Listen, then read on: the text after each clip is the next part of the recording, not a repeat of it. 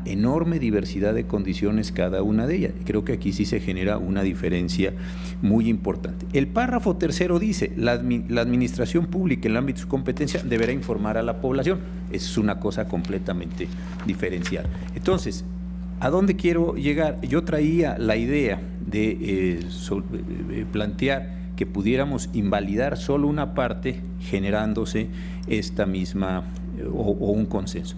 Como veo que no se da el consenso, entonces me parece, para simplemente manifestar la condición del aviso, creo que entonces la lectura que sí se puede dar de este precepto es mucho más fuerte. Estoy en el párrafo segundo, página 52 del proyecto. Para la realización de, viene todo lo demás, y dice, es necesario que se dé aviso por escrito a seguridad pública. Consecuentemente, yo, para realizar un desfile, una caravana, una manifestación, una peregrinación o cualquier concentración, tengo que dar un aviso por escrito a la Secretaría de Seguridad Pública con por lo menos 48 horas de anticipación. Aquí no tiene nada que ver el tema de la protección, aquí no tiene nada que ver el tema del aviso a la ciudadanía. Lean el artículo en este mismo sentido. Para la realización de ¿qué? De cualquier cosa, al final me da igual si es una manifestación en vías, si es una manifestación en parques, en jardines o lo que sea, porque tiene o cualquier otro tipo de concentración humana, es necesario que dé aviso por escrito. Si no doy aviso por escrito, eso convierte o le da la condición de ilicitud a la concentración humana, manifestación, peregrinación o cualquier otro tipo de cosa. Esto carga considerablemente la situación para que ya no sea simplemente un aviso. Esto la carga para que sea fundamentalmente una autorización. ¿Por qué? Porque la condición de la policía y las manifestaciones previas, etc., eso está por otro lado. La condición del aviso a las personas está por otro lado. Entonces, yo habiendo visto, ya uno tiene cierta experiencia aquí, que no va a alcanzar consenso simplemente la supresión del punto que va de cuya finalidad hasta y tranquilidad de la población de la ciudad, entonces sí me pronunciaría por la invalidez de este precepto o de este párrafo segundo en su totalidad. El primero no lo consideraría inconstitucional porque me parece muy importante que se dé protección a los grupos en sus manifestaciones públicas.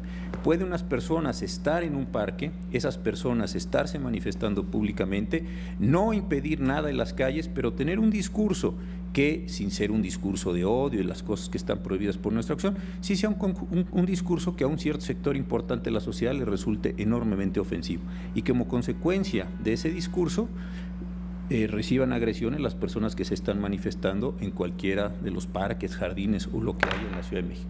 Y el tercero también me parece que es importante mantenerlo.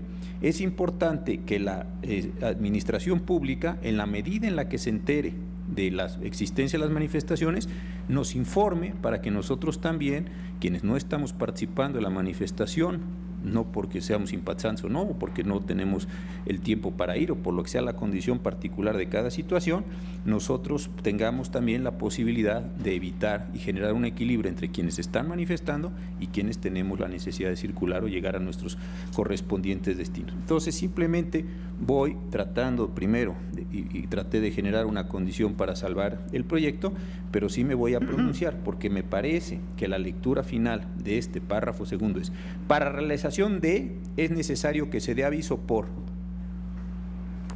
escrito a la autoridad.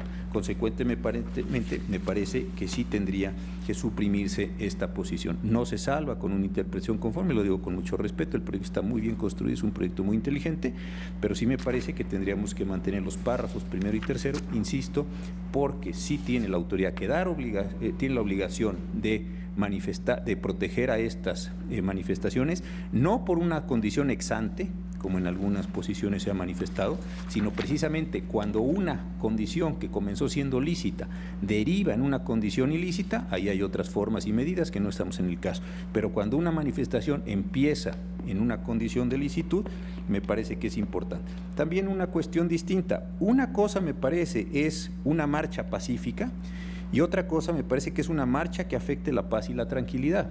Yo puedo estar en una marcha absolutamente pacífica y afectar la paz y la tranquilidad. Uno, por el solo hecho del desarrollo de mi manifestación, y dos, por el conjunto de ideas que estoy sosteniendo que probablemente resulten molestas, perturbadoras etcétera, a un sector de la sociedad, de la población, que no coincide con los criterios o las tesis que yo estoy manifestando. Entonces, viendo que no llevaba buen curso la posición que yo había asumido, sí me pronunciaría por la invalidez completa del párrafo segundo del artículo 212. Gracias, señor presidente. Gracias, señor ministro. Señor ministro Saldívar, por favor. Señor presidente, muchas gracias. Primero rogándole si me podría usted hacer el favor de anotarme para hacer uso de la palabra el próximo jueves. Quiero simplemente hacer una aclaración y para eso pedí la palabra en este momento. Por la hora ya no daría tiempo a que exprese otras cuestiones. Decía el ministro ponente que esto no es una interpretación conforme, sino la interpretación del precepto. La verdad es que el proyecto está construido sobre interpretación conforme. El párrafo 119 dice: finalmente se estima que si bien se requiere el aviso previo para efectuar una manifestación pública de la interpretación conforme y sistemática del precepto cuestionado, y sigue. 120. En los párrafos subsecuentes se detallarán exhaustivamente las razones concretas para haber llegado a tal determinación de validez mediante una interpretación conforme. Consecuentemente, si yo estimo que no puede dar lugar a una interpretación conforme, mucho menos podría yo aceptar que es la interpretación natural o lógica del precepto, porque el mismo proyecto reconoce que esto no es así. Gracias, señor presidente. Gracias, señor ministro Saldívar. Señor ministro Gutiérrez. Nada más para una aclaración. El proyecto dice interpretación conforme. Lo que dije fue, en una reflexión en este momento, quizá fue demasiado fuerte el calificativo de interpretación conforme. Para mí me parece que es una interpretación bastante clara del precepto, bastante plausible. El proyecto aborda como interpretación conforme, pero si el calificativo resulta demasiado difícil, yo lo sostendría inclusive, fue lo que dije, como una interpretación ordinaria y racional de la norma. En ese sentido fue mi comentario. Gracias, ministro presidente. Muy bien. Entiendo entonces esa modificación a la redacción del proyecto, que es en la redacción, y continuaremos con la discusión de este proyecto y de este tema en particular el próximo jueves en la sesión ordinaria, que se celebrará a la hora acostumbrada en este recinto, para lo cual los convoco, y en consecuencia se levanta la sesión.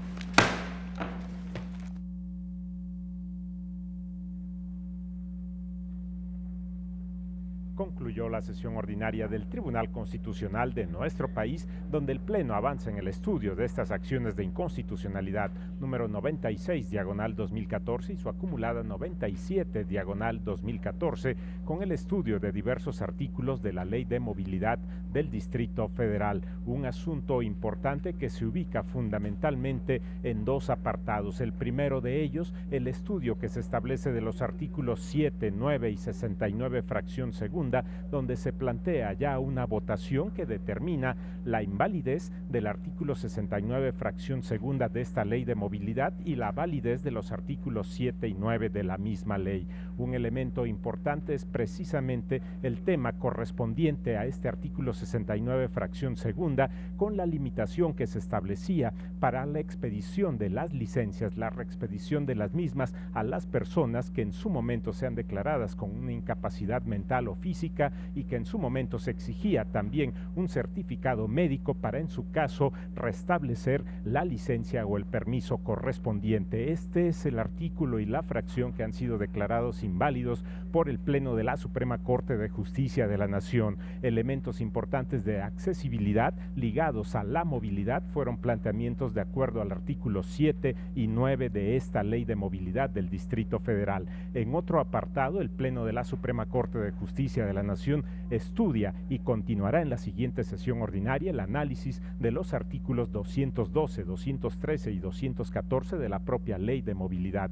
En este momento, el Pleno analiza específicamente el contenido del artículo 212 de la Ley de Movilidad del Distrito Federal y se plantean elementos importantes en el estudio respecto de la autorización y del aviso correspondiente. Es el punto fundamental que analiza en este momento del artículo 212 212, el dar aviso por parte de quienes en su momento organicen una manifestación de orden público en la ciudad y el planteamiento de este aviso que en su momento, de acuerdo al estudio que establece en esta sesión ordinaria el Pleno de la Suprema Corte de Justicia de la Nación, habrá de determinar si la condición de aviso establece una obligación de autorización para la autoridad correspondiente, si existe esta vinculación o solamente se determina como aviso de acuerdo a la interpretación que se realice de este, que es el artículo 212, en el segundo párrafo, que es el punto fundamental que en este momento se encuentra en estudio del Tribunal Constitucional de nuestro país.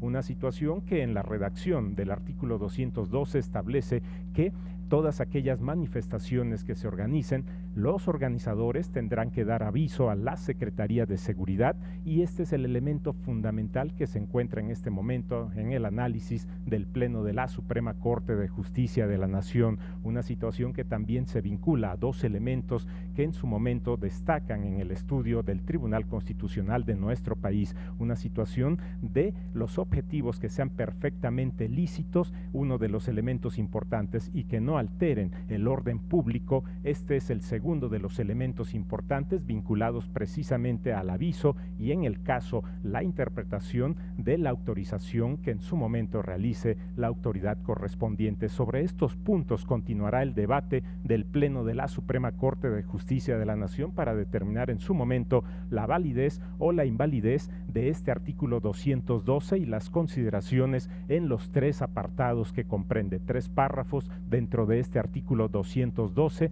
y posteriormente continuar con el estudio de los artículos 213 y 214 de la Ley de Movilidad del Distrito Federal. Estos son los artículos que estudia el Tribunal Constitucional de nuestro país en esta Ley de Movilidad del Distrito Federal en el contexto de las acciones de inconstitucionalidad 96/2014 y su acumulada 97/2014, y continuará el estudio en la siguiente sesión ordinaria. Agradecemos a todos ustedes la atención a su programa El Pleno en Vivo. Se despide José de Jesús Cruz y Baja, invitándoles para que en punto de las 9